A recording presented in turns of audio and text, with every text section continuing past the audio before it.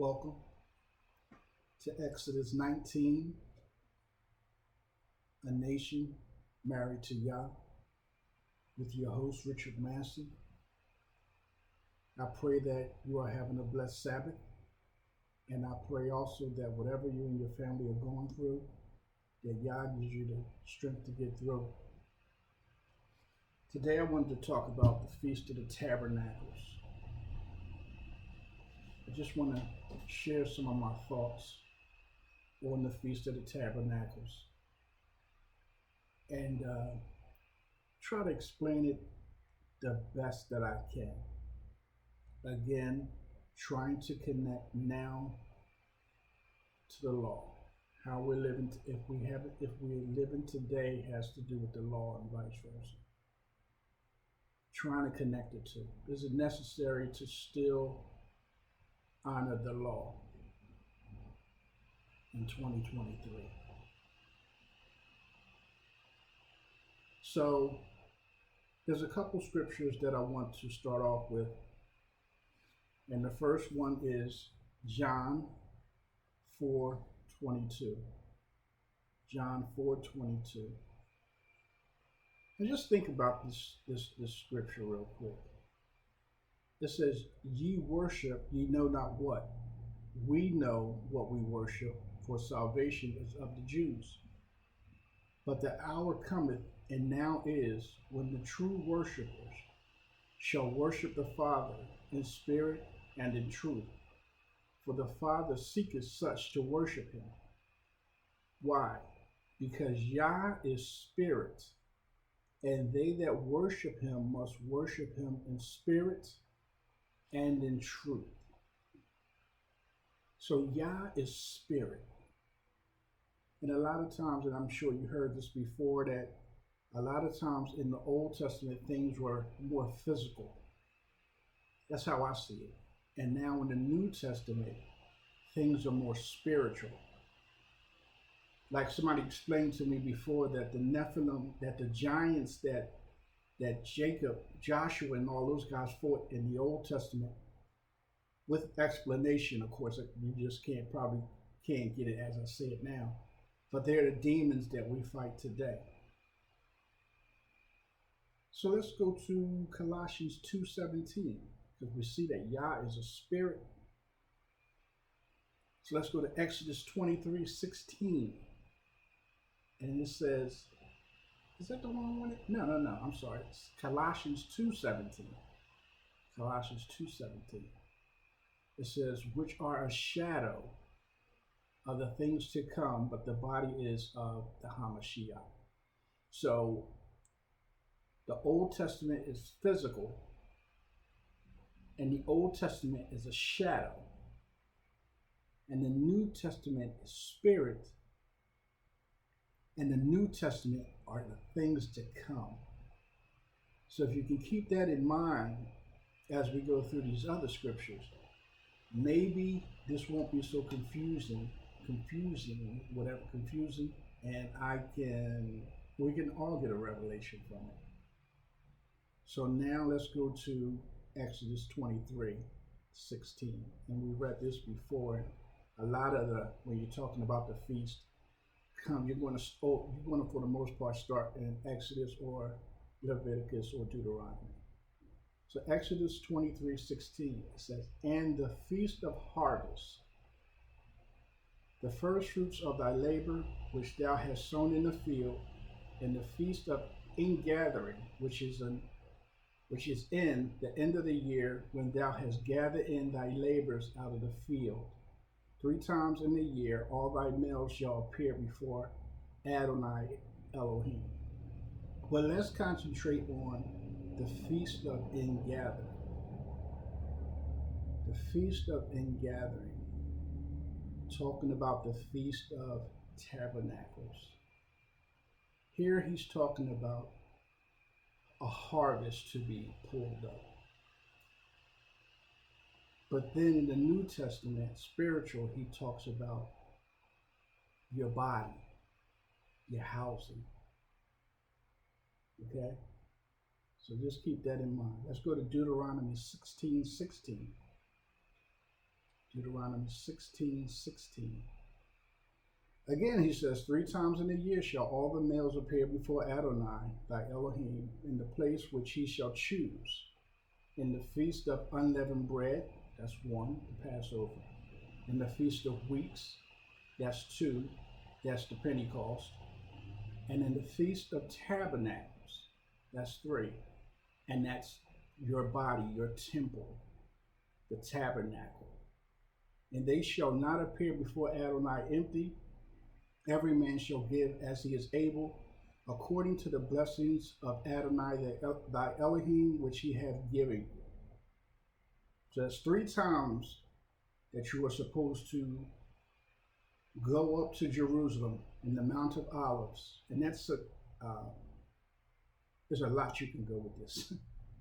And 3 times a year for these different feasts to eat before Adonai. Let's go to Isaiah 27:12. Isaiah 27:12. It says, and it shall come to pass in that day that Adonai shall beat off from the channel of the river unto the streams of Egypt, and ye shall be gathered, in gathering, earlier, right? Now you shall be gathered. Collection of first fruits, a harvest. Now we're kind of talking about a first fruits, not a first fruit, but a gathering of bodies, of souls, right? One by one, O ye children of Israel. And it shall come to pass in that day that the great trumpet, a lot of these things tie in, man, so much on my mind, shall be blown, and they shall come which were ready to perish in the land of Assyria, and the outcast in the land of Egypt, and shall worship Adonai in the holy Mount, Mount Olives, at Jerusalem. So a lot of key words keep fitting in. We're seeing ingathering, we're seeing Jerusalem, we're seeing Mount Olives. Like Robert Smith says on Fountain of Israel, let's learn something on the way to learning something. So let's go to Zechariah 14. Zechariah 14. So we're talking about the Feast of the Tabernacle, but we're seeing some other key words constantly popping up.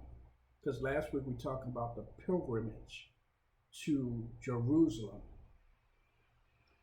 And now we're seeing here, some parts making a picture more clear. Zechariah 14, we'll start at 1. Behold, the day of Adonai cometh, and thy spoil shall be divided in the midst of thee.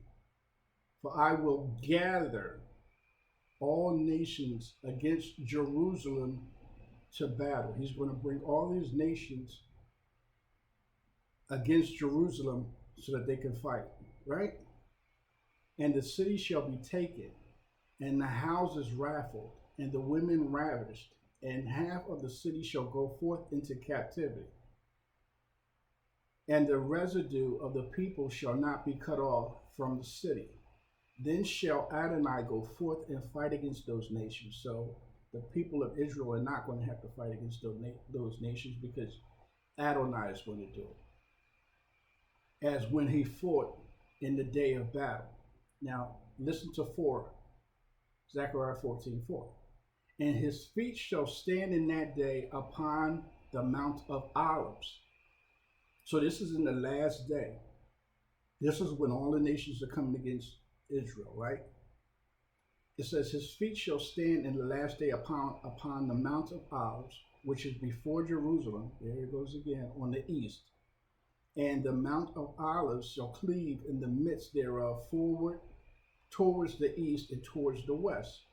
And there shall be a very great valley, and half of the mountain shall remove towards the north, and half of it towards the south. And ye shall flee to the valley of the mountains, for the valley of the mountains shall reach unto Azel. Yea, ye shall flee, like as ye fled from before the earthquake in the days of Uriah the king of Judah. And Adonai my Elohim shall come, and all the saints with thee. So some small pieces are popping into this puzzle, whether you want them to or not. Just talking about the Feast of Tabernacles. Okay. So let's go to Matthew's 24:29. Matthew's 24:29. Because something is happening here that I want to bring to your attention. Because usually when you're thinking about harvest, and one of the scriptures is like that, the harvest is plentiful, but the laborers are few. It's talking about people of God going out and trying to win souls, right? So we're talking about souls, we're talking about tabernacle, we're talking about persons. And which way are you going to go in the end times, right? So the tabernacle seems to still be real. Just seems like in the New Testament, we just don't kind of sort of call it that.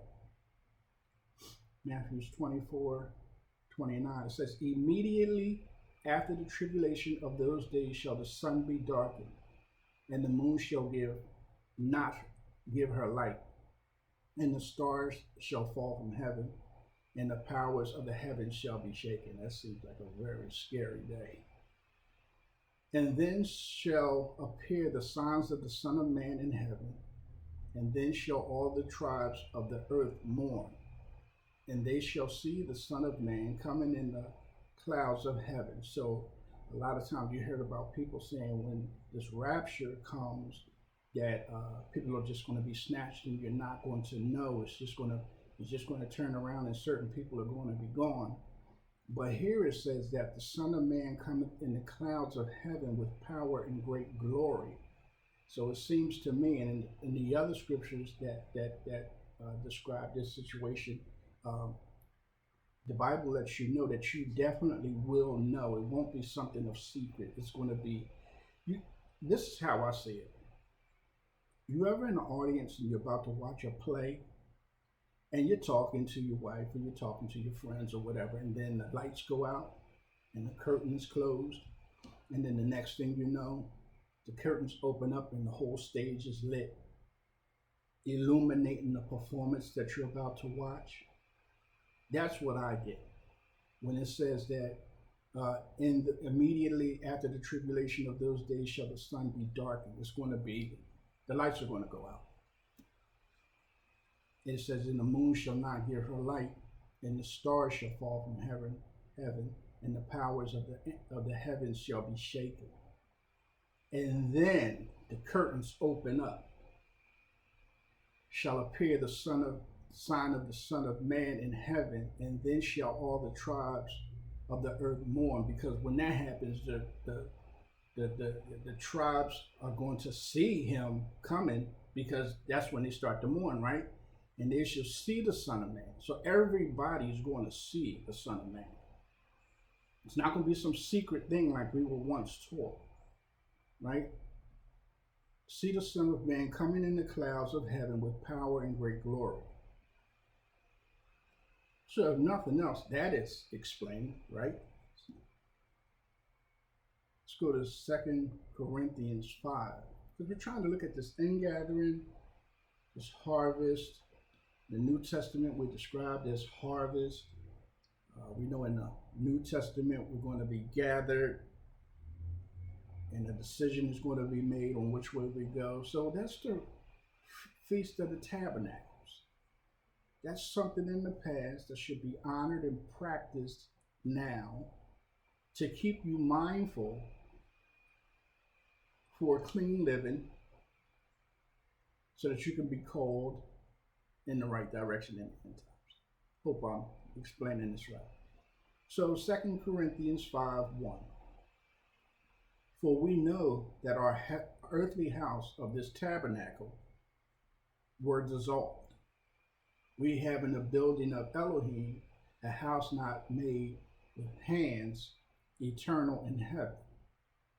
So eternal in heaven is where he is. So the house not made with hands, of a God that's eternal in heaven.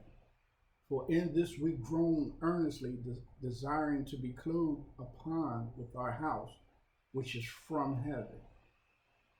If so be that being clothed we shall not be found naked. So when we are waking out of our sleep, that's when we're going to get the good news or the bad news. Are we going to be clothed or found naked? For we that are in this tabernacle do groan, being burdened, not for that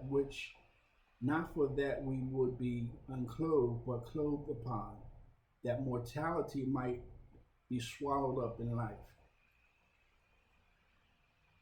Now he that hath wrought us for the self same thing is Elohim, who also hath given unto us the earnest of the Spirit. So we're going to wake up and face a certain situation, good news or bad news. So it seems like this thing is kind of sort of going towards the rapture theory. And I guess one day we can talk about, because whether we go to heaven or not, because if you think about, what was that, Isaiah, that was the end time. And they said that angel's feet was on Mount of Olives. Oh boy. 1 Thessalonians 4. 1 Thessalonians 4.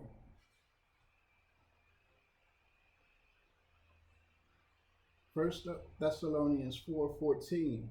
For if we believe that Yeshua died and rose again, the first fruit, even so them also which sleep in Yeshua will Elohim bring with them. So see, we're asleep. The ones who have passed on, they're asleep. So he says, for if we believe that Yeshua died and rose again, being the first of many that's going to wake up from asleep. So he's the first fruit, right? Even so them also which sleep in Yeshua. I don't think that my mom is in heaven. I think that my mom is asleep in the grave. Call me crazy.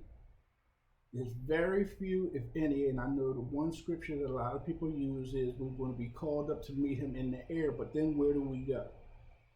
I think we go to Mount Zion near Jerusalem. That's just my opinion. You can read it for yourself, or you can stay with what you were taught all your life.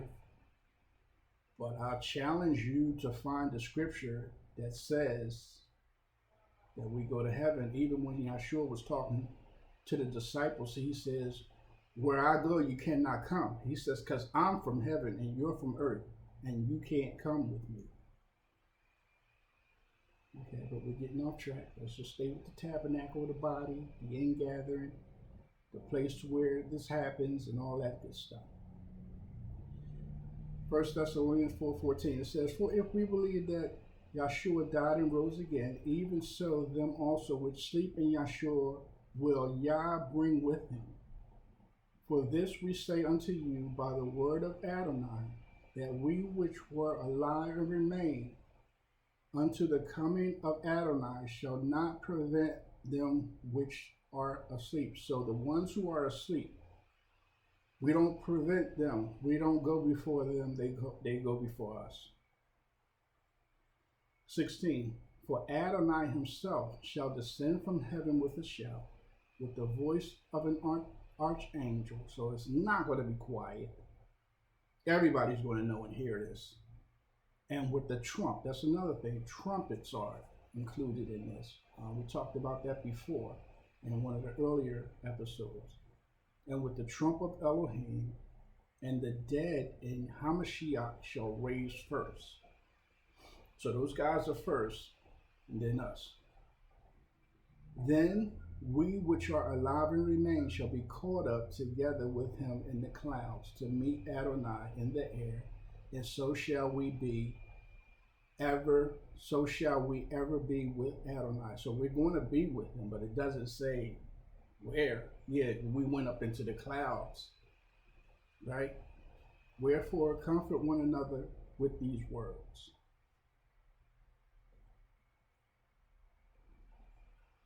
Second Peter 1. I love how just talking about one particular thing, there's so many other subjects included in various scriptures that will allow you to branch off into different directions and talk about different subjects, even though you're talking about one particular subject. I think it's totally awesome. Second Peter 1. Yea, I think it meet, as long as I am in this tabernacle, this body, to stir you up by putting you in remembrance, knowing that shortly I must put off this tabernacle, even as our Adonai Yahshua HaMashiach have showed me. Moreover, I will endeavor that ye may be able, after my decease, to have these things always in remembrance. So don't forget these things. This is what the Feast of the Tabernacle does. It keeps you in remembrance of these things and how it plays out, how it's functioned, how it's tied into physical harvest and then a spiritual harvest in the New Testament. Because Elohim is spirit, and they that worship him must worship him in spirit and in truth. And the things in the Old Testament, they're shadows of things in the New Testament. So let's go to Revelations 15 and 1. And I saw another sign in heaven, great and marvelous, 7 angels having the 7 last plagues, for in them is filled up the wrath of Elohim.